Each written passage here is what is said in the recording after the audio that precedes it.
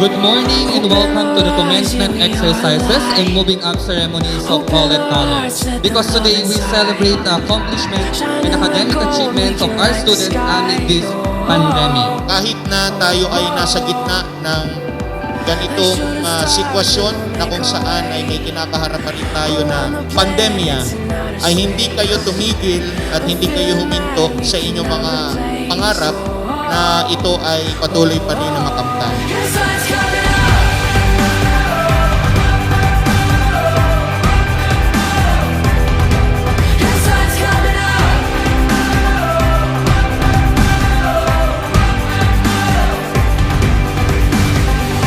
May I present to you the graduates of batch 2022. I'm here to certify this 26th of April 2022.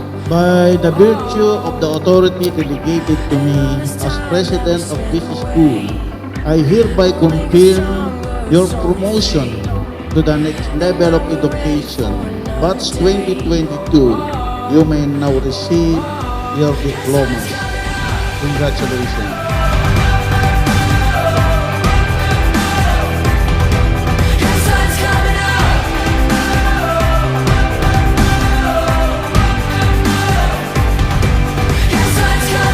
Class of 2022, continue to soar high, reach for your dreams, never give up to win that battle, because winners don't quit and quitters don't win.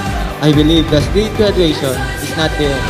Instead, it's a beginning for a bigger journey of our life and another step to a new milestone.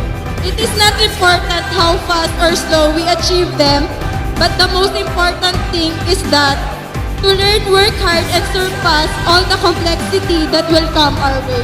Congratulations, class of 2022.